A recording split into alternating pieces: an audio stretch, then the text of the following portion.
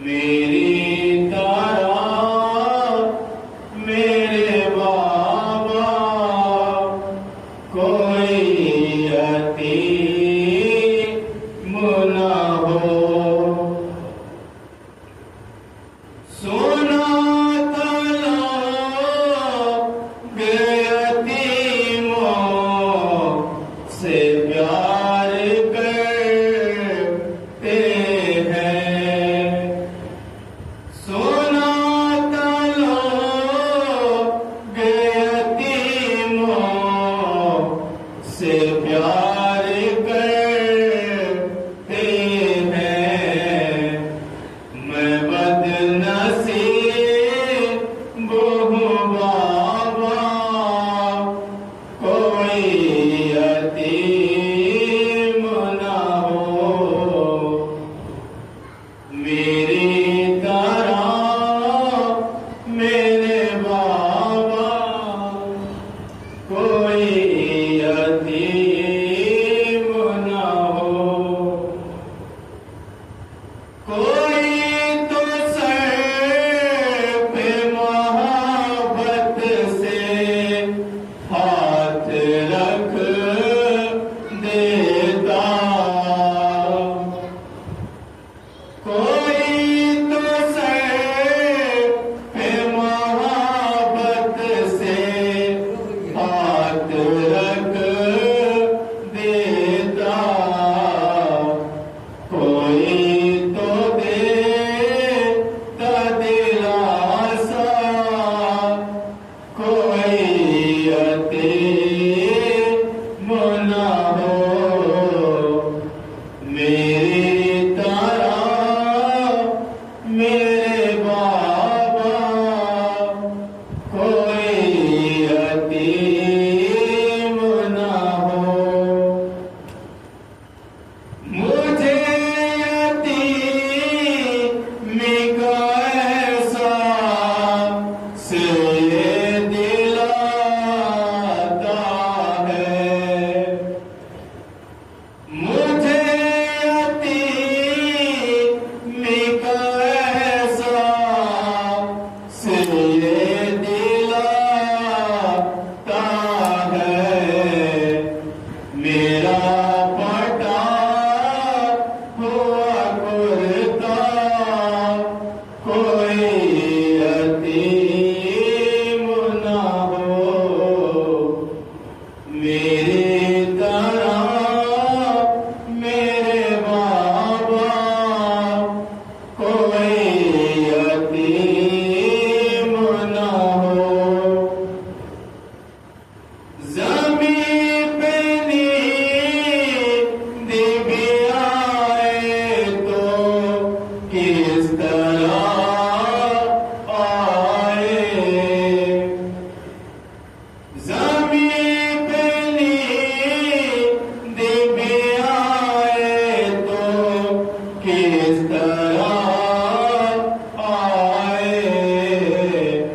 چھوٹا ہے باپ کا سینہ کوئی یتیم نہ ہو. میری طرح میرے بابا کوئی یتیم نہ ہو. لائن کانوں سے کھینچی ہے بالیاں میری. لائن کانوں سے کھینچی ہے بالیاں میری. لہو لوہا نے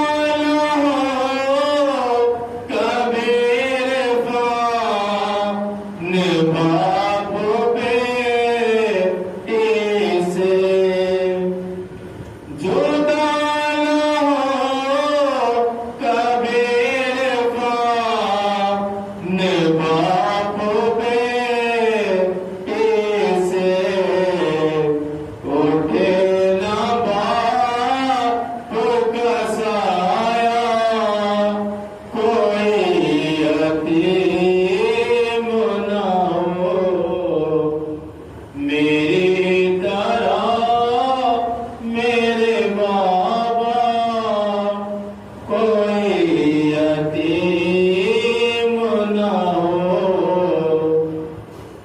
कोई है जैसे सकीना, कोई यतीम ना हो।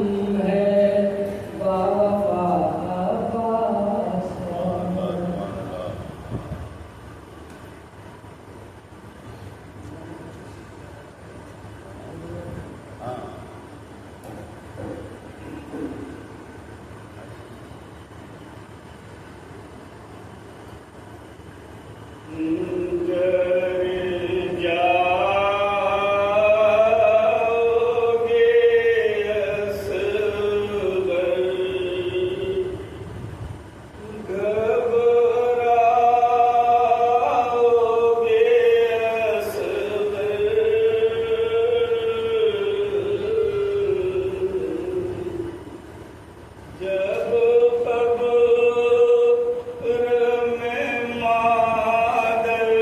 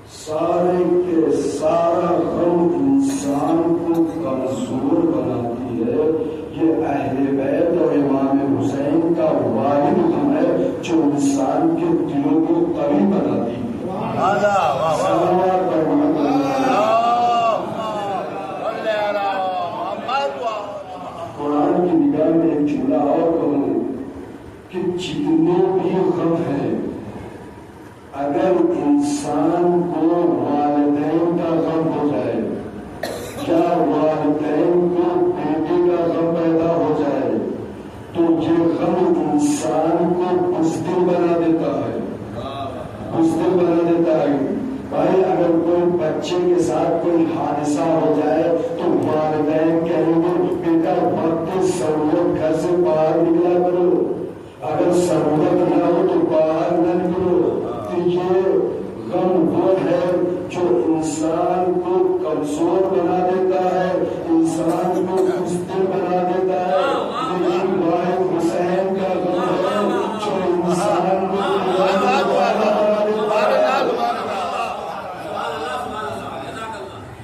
ایک اور جملہ کہوں، یہ غم ہے جو انسان کو کمزور بنا دیتا ہے، اتنا کمزور بنا دیتا ہے کہ روتے روتے آنکھوں کی سفیدی چلی آتی ہے۔ جناب یعقوب علیہ السلام یوسف کے غم میں اتنا روئے کہ آنکھیں سفید ہو گئی۔ روایت کا فکر ہے جو غم حسین میں ہوتا ہے اس کی آنکھیں نورانی ہو جاتی ہیں۔ صلوات پڑھیں۔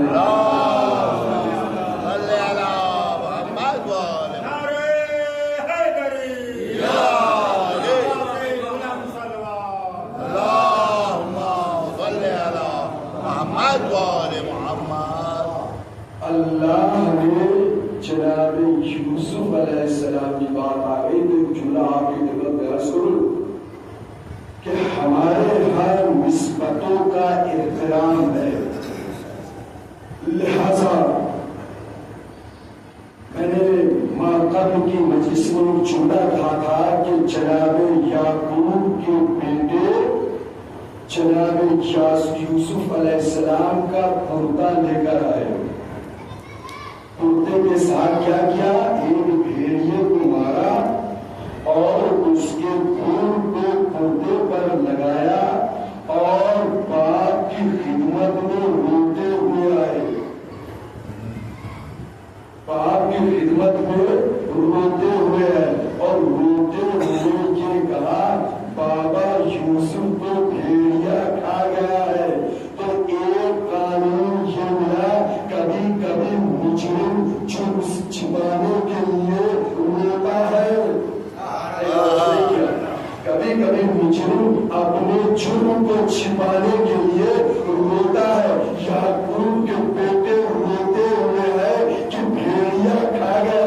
قرآن کا یہ جھوٹا خون تھا، تو مجرم کبھی کبھی جرم چھپانے کے لیے روتا بھی ہے۔ تو تاریخ میں اس کا بہت زیادہ فائدہ اٹھایا جناب زینب سلام اللہ علیہ وسلم۔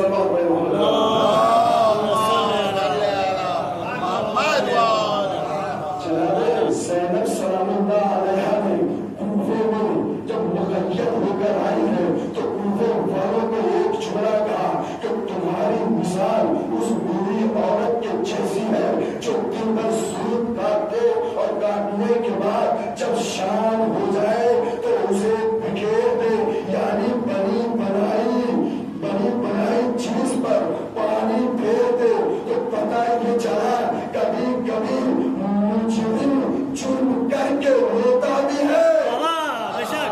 بے شک سبحان اللہ۔ کوفے والے رونے لگے تو زینب نے یہ مثال دی، تو کہا کہ جناب یوسف کے سامنے یوسف کا کرتا نکل ہے، جھوٹا خون لگا ہوا تھا، کہ یہی کرتا ہے کہ جو اللہ نے جناب ابراہیم علیہ السلام کو دیا تھا۔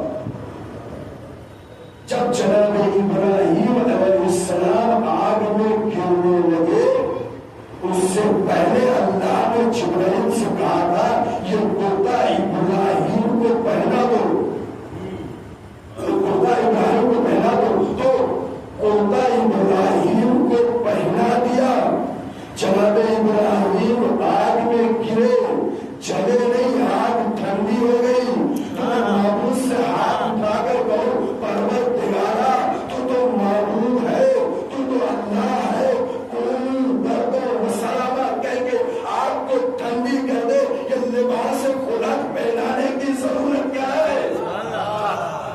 سبحان اللہ. کہا جب ابراہیم اگر بچیں گے تو اس لباس خوراک کی وجہ سے بچیں گے، یعنی معلوم یہ ہوا ابراہیم کی جان بچانی ہوئی تو ایک کرتے کی ضرورت پڑی. ابراہیم کی جان بچانے کے لیے ایک کرتے، بھائی یہ کرتا اتنا مہم ہے کہ جب یوسف کے بعد یوسف کے بھائی یعقوب کی خدمت میں لے کر آئے تو خون لگا ہوا تھا.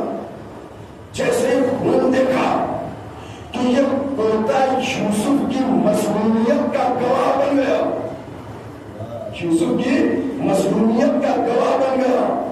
لیکن یہی کرتا تھا کہ جب زلیخا نے پیچھے سے دامن پکڑا، دامن تار ہو گیا، تو یہی کرتا تھا جو یوسف کی مصلوبیت کا گواہ بن گیا. یہی کرتا تھا جو یوسف کی معصومیت کا گواہ بن گیا. یہ امام فرما رہے ہیں جو معصومیت کا گواہ بن گیا. تو یہ ہے کرتا، یہ ہے کرتے کی عظمت. تو یہی کرتا تھا کہ جب یوسف علیہ السلام نے مصر سے بھیجا تو یعقوب نے کہا میں اس کرتے کی خوشبو محسوس کر رہا ہوں، اگر تم لوگ مجھے دیوانہ نہ سمجھو، مجھے دیوانہ نہ سمجھو، تو میں اس خوشبو کو محسوس کر رہا ہوں، اس کرتے کی خوشبو کو محسوس کر رہا ہوں. کون کہہ رہا ہے؟ جناب یعقوب اگر دیوانہ نہ سمجھو، یہ اس بات کی دلیل بن گئی کہ بیٹے اس سے پہلے دیوانہ کہہ رہے تھے. اگر دیوانہ نہ سمجھو تو یہ کرتا جب آیا تو جناب یعقوب نے اس کرتے کو اپنے چہرے سے لگایا، چہرے سے لگایا، اپنی آنکھوں سے مس کیا. وہ نور جو چلا گیا تھا، وہ روشنی آپ کی جو چلی گئی تھی، وہ اس کرتے کے مس کرنے سے پھر روشنی آ گئی. کتنی اہمیت ہے اس کرتے کی. اس کرتے کے مس کرنے سے روشنی آ گئی تو پتہ یہ چلا کہ کبھی کبھی نبیوں کی شفاعت یا شفا یابی کے لیے کرتے کی ضرورت پڑتی ہے. کرتے کی ضرورت پڑتی ہے. ایک کرتا وہ ہے جسے یعقوب نے آنکھوں سے لگایا، آنکھوں کی روشنی آ گئی. اب اگر ہم فقر یعقوب کے سجائے ہوئے سنچرا کو چھوتے ہیں یا تابوت کو چھوتے ہیں تو یاد رکھیے یعقوب تھے، یہ فقر یعقوب ہے. ان کی نسبت سے جن کی آگے چلی جائے جن کا دل کمزور ہو اس کا دل قوی بن جائے گا.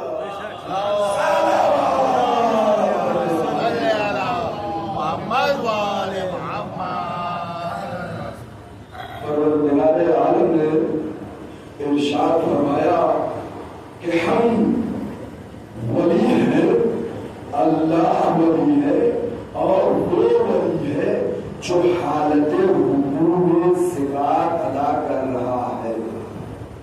میں نے کل اس مقام پر لا کر چھوڑا تھا کہ الذین یؤمنون، وہ لوگ جو ایمان لے کر آئے. اب قرآن کیا کہہ رہا ہے؟ والذین یقیمون الصلاۃ، وہ لوگ جو نماز کو قائم کرتے ہیں. دیکھیے قرآن اور جو لفظ استعمال ہوا ہے عربی ادب کے اعتبار سے، پہلے اللہ نے لفظ ماضی یعنی گزرے ہوئے زمانے کو استعمال کیا. جب نماز کی بات آئی تو پروردگار فعل مضارع یعنی آنے والے زمانے کو استعمال کر رہا ہے. وہاں کا الذین آمنوا جو ایمان لے آئے، پھر والذین یقیمون الصلاۃ وہ لوگ جو نماز قائم کرتے ہیں. صفحہ ہستی پر ہمیں تعلیم کے ہر حالات پر یہ دکھا ڈالیے اور پڑھیے، پڑھ کر دیکھیے اور بتائیے کہ نماز قائم کرنے والے کون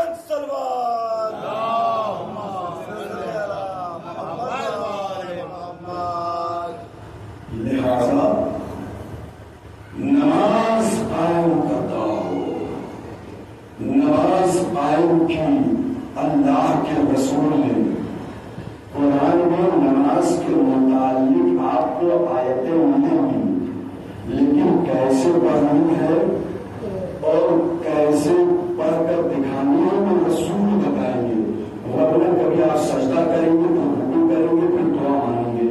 جو ترکیب بنائی ہے وہ رسول اسلام نے بنا کر دی ہے، تو ظاہر سی بات ہے جو ترتیب رسول نے بنا کر دی ہے اسی ترتیب پہ باقی رہنا ہے، تو باقی کیسے رہے گا؟ کہا جو اللہ ولی ہے، جو وہ حاکم ہے، اس کے بعد رسول حاکم ہے، اس کے بعد جو حاکم ہوگا وہ وہی انہیں چیزوں پر حاکمیت کرے گا جو رسول نے چھوڑا ہے۔ اب اگر امت میں نماز صحیح ہو رہی ہے تو علی کی دیر ہے، اگر امت میں نماز غلط پڑھی جا رہی ہے تو یہ ولایت کے در سے ہٹ کر کسی اور سے نماز لے رہے ہیں، تو رسول نے فرمایا جس کی نماز صحیح ہوگی وہ جنت میں جائے گا، جس کی نماز غلط ہوگی وہ جہنم میں جائے گا۔ امام جعفر صادق نے بھی یہی فرمایا کہ جس کی نماز قبول اس کے سارے اعمال قبول، جس کی نماز رد کر دی گئی اس کے سارے اعمال رد کر دیے جائیں گے۔ پتہ یہ چلا معیار نماز ہے جنت کے لیے جہنم کے لیے، اس سے پہلے معیار اور معراج اور قانون جو ہے وہ رسول ہے، رسول کے بعد اگر معیار نماز بدل جائے تو یاد رکھنا علی سے لینا، معیار نماز بدل جائے تو علی سے لینا، غیرو غیرو سے نہ لینا۔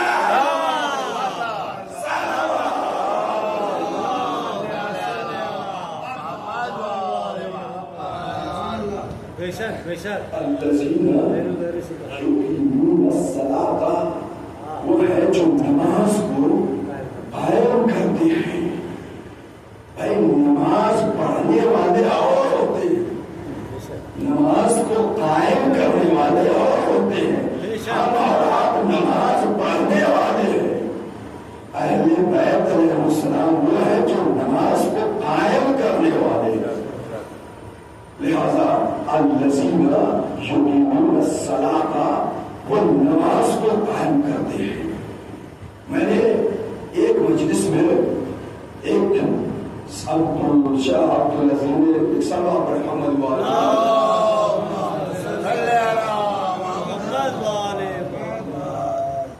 کہتے صاحب تفتزانی کی بات کا ذکر کر رہا تھا، وہ امام تھے اپنے وقت کے، ان سے پوچھا گیا کہ شرائط امام کیا ہے، تو میں نے ایک شرط بیان کی تھی کہ مکلف ہونا چاہیے، اس کی توضیح میں نے آپ کے سامنے پیش کی تھی۔ اب جب شرائط امام کی فہرست تھوڑا آگے بڑھی تب انہوں نے ایک لفظ بڑھایا، کہا جہاں مکلف ہونا چاہیے اس کے بعد امام کے لیے ضروری ہے کہ امام عادل ہو۔ میں ان سے کہوں گا تیرا لاکھ شکر ہے، کم از کم تم نے امامت کی شرط کے لیے عدالت کی قید لگائی ہے۔ اب اگر تم نے عدالت کی قید لگائی ہے تو اپنے شرط کے اوپر باقی رہو۔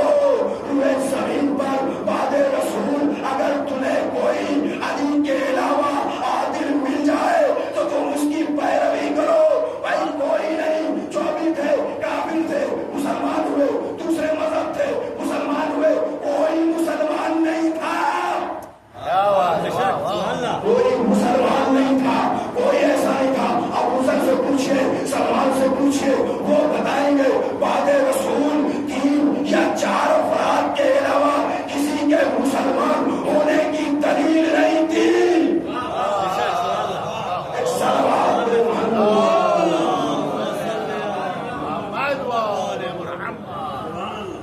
کیا کہا؟ عادل ہونا چاہیے۔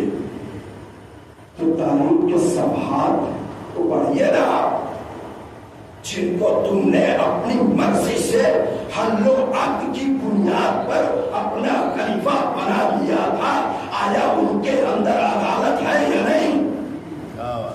اگر عدالت ہوتی تو علی کا حق نہ چھینتے، اگر عدالت ہوتی تو زہرا کا بھاگے فدق نہ چھینتے۔ یہ چھیننا اس بات کی دلیل بن گئی کہ عادلوں میں سے نہیں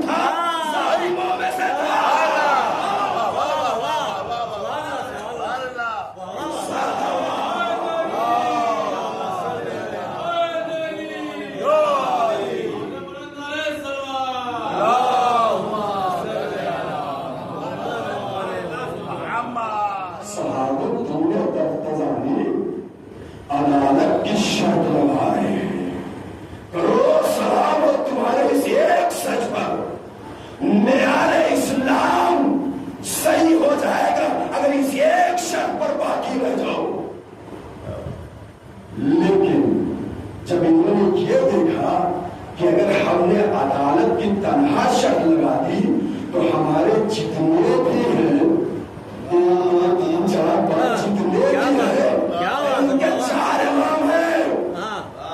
اگر عدالت کی شرط لگ جائے تو چاروں امامت سے خارج ہو جائیں گے. تین خلیفہ اگر عدالت کی شرط لگ جائے تو یہ تینوں خارج ہو جائیں گے. میں کہوں گا صحابہ کے تفضلانی تمہاری عدالت کی قید سے سوائے اہل بیت، سوائے آل رسول، سوائے آل محمد کے علاوہ اس زمین پر کوئی ایسا نہیں ہے تو یہ کہتے میں عادل ہوں. اگر اس زمین پر کوئی عادل ہے تو وہ ذات علی ابن ابی طالب.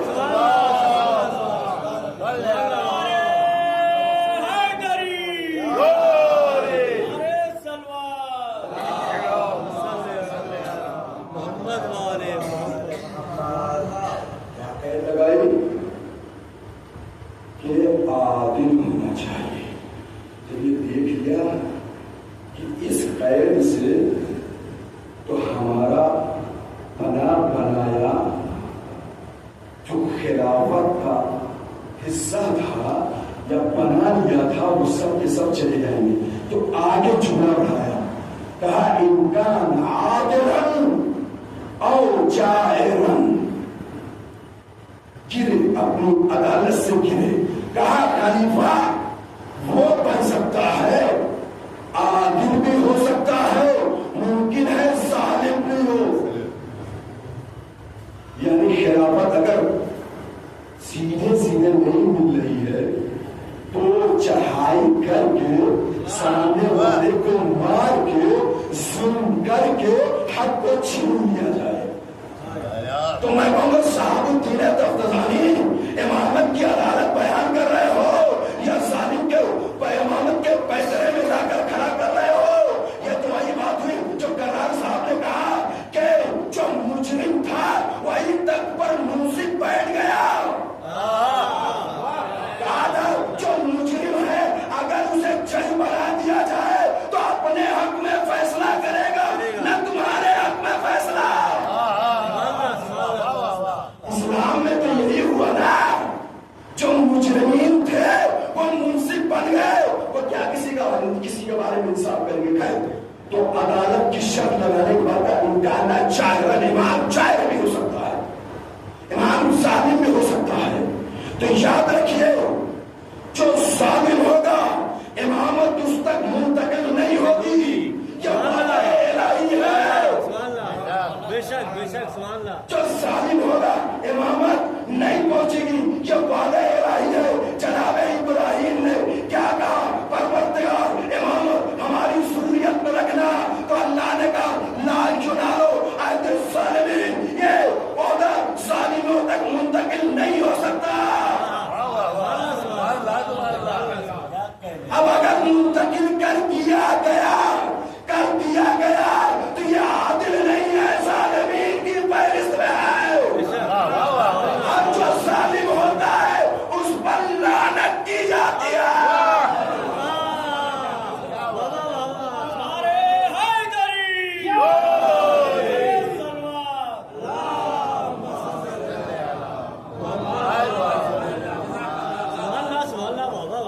جو ظالم ہوتا ہے اس پر لعنت کی جاتی ہے. میں اپنی مرضی سے نہیں کہہ رہا یہ جملہ. رسول اسلام نے فرمایا، ایک مرتبہ دیکھا معاویہ کا بیٹا، معاویہ کا باپ ایک گدھے پر سوار ہو کر جا رہا تھا. تو رسول نے فرمایا جو اس پر بیٹھا ہے اس پر بھی خدا کی لعنت ہو، جو اسے ہٹا اس پر بھی خدا کی لعنت ہو، جو کہیں چلا ہو اس پر بھی خدا کی لعنت ہو. میں یہ جملہ اپنی کتاب سے نہیں پڑھ رہا ہوں، جو ہے جو اپنی کتاب میں یہ جملہ لکھتے ہیں. رسول اسلام نے دیکھا ایک دن معاویہ کھینچ رہا تھا گدھے کو، اس پر ابو سفیان بیٹھا ہوا تھا، پیچھے سے یزید ہٹا رہا تھا. کہا ان تینوں قوموں پر، ان تینوں شخصوں پر اللہ کی لعنت ہو. نہیں، یہ تعلیم کا عالمیہ عجب ہے. جب بھی لعنت رسول کی ہوئی ہے تو تین ہی پر ہوئی ہے.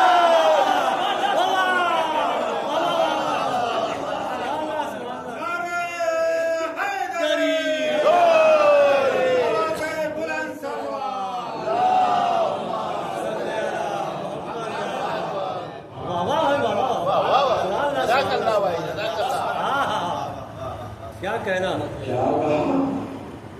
امام کو عادل ہونا چاہیے. بے شک اس کے بعد کہا امام جائر بھی ہو سکتا ہے, ظالم ہو سکتا ہے. بس میرا وقت ختم ہو گیا. جائر بھی ہو سکتا ہے, ظالم بھی ہو سکتا ہے. میں کہوں گا صحابہ الدین تبتزنی, تم نے یہ جملہ پڑھا کر بہت سے ظالموں کو اسلام کا چولا پہنا دیا, اسلام میں لا کر داخل کر دیا. یہی ظالم تھا. جب تخت خلافت پر معاویہ کے بعد بیٹھا تو اس نے ایک فرمان جاری کیا کہ حسین اور آل حسین سے بیعت لے لو. اگر بیعت نہ کریں تو قتل کر دو.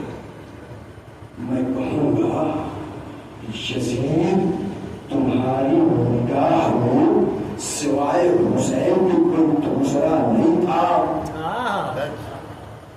جیسے حسین کے پاس فرمان پہنچا ہے اگر بیعت کر لیں تو قتل کر دو, تو اور کئی افراد ہوں گے ان کے پاس بھی نامہ لکھ کر جانا چاہیے تھا کہ ان سے بیعت لے لو, ان سے بیعت لے لو, ان سے بیعت لے لو. یزید کو اپنی حکومت میں مسلمانوں کے بڑے بڑے حافظوں سے ڈر نہیں تھا. اگر ڈر تھا تو حسین ابن علی سے. بے شک سبحان اللہ. حسین سے ڈر تھا کہ اگر حسین انکار کر دیں گے تو ہماری خلافت متزلزل ہو جائے گی. لہذا دباؤ بنایا یہاں تک کہ حسین انکار کرتے کرتے میدان انکار کرتے کرتے کربلا کے میدان میں آ گئے. عزادارو آج 5 محرم ہے نا, رونے کے لیے آنا چاہیے. تاریخ اسلام یہ لکھتا ہے بی بی زینب وہ واحد خاتون ہے جو ہر جنازہ جو بھی آیا زینب پڑھ کر استقبال کرتی تھی اور کریا کرتی تھی, روتی تھی, آنسو بہاتی تھی. علی اکبر کا جنازہ جب آیا ہے نا تو لپٹ گئی, میرے لال علی اکبر.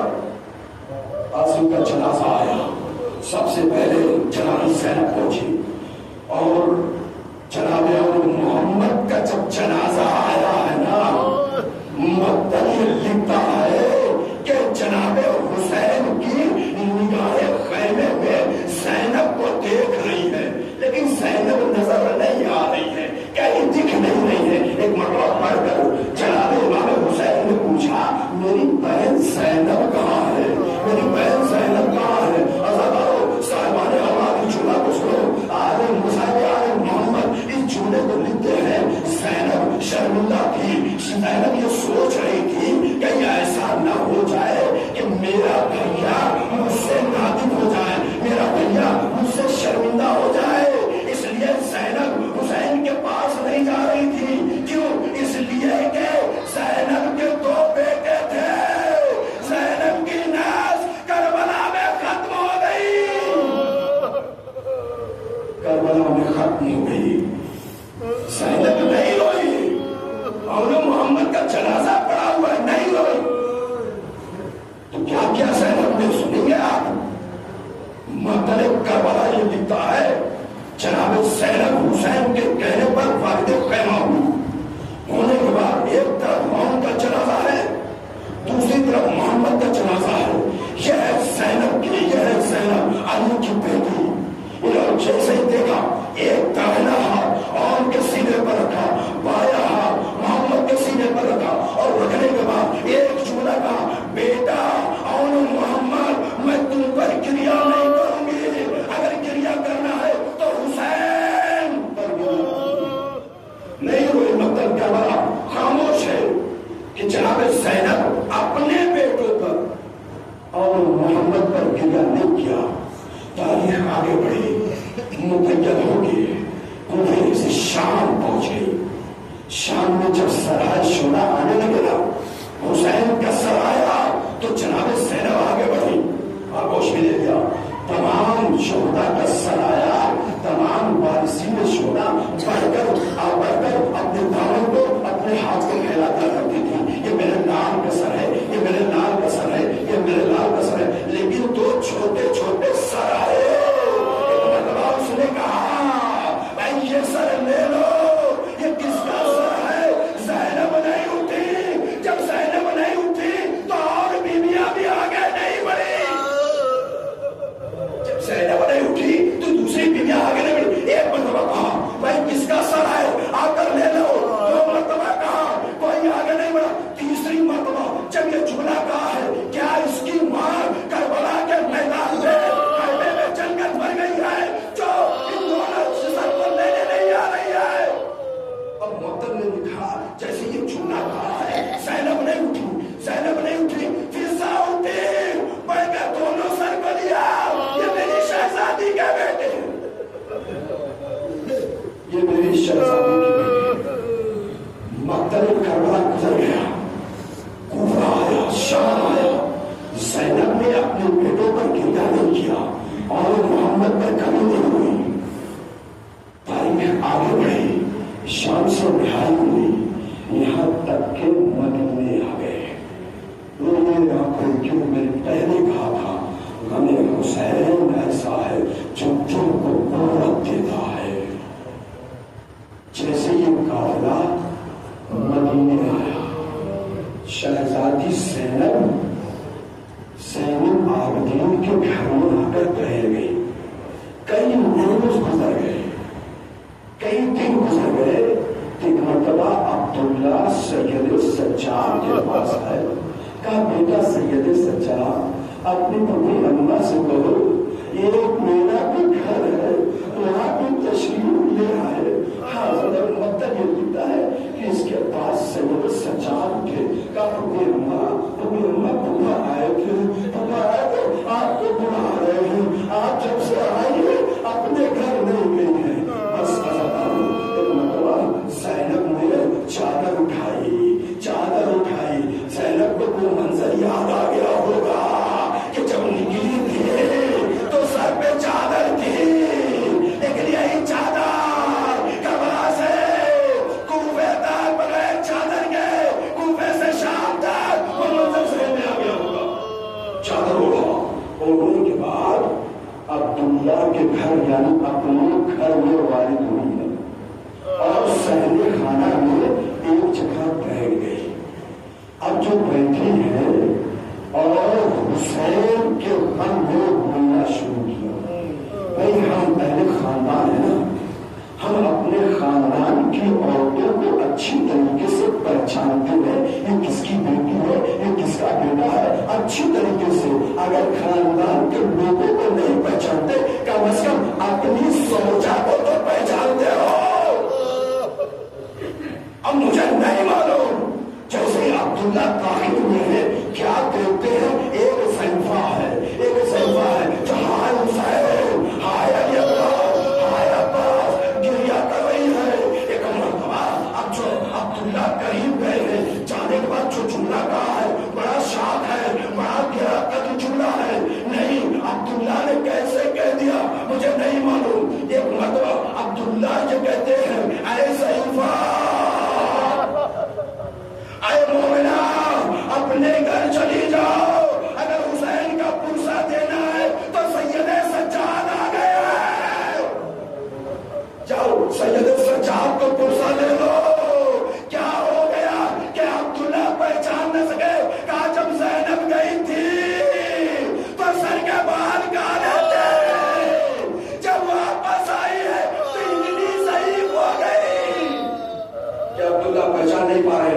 آخری جملہ میں نے مسائل ختم کر دیا. آخری جملہ عبداللہ پہچان نہیں پا رہے ہیں. جب عبداللہ سے ایک مرتبہ جناب صدر نے کہا عبداللہ تم نے بھی نہیں پہچانا,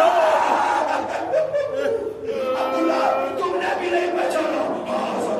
اب جو جناب زینب نے اور محمد کے قصیدہ پڑھا ہے وہ اس مقام پر ہے. کہا عبداللہ اور محمد جعفر تیار کے پوتے تھے نا, عبداللہ بڑی اچھی چڑھ لگی ہے,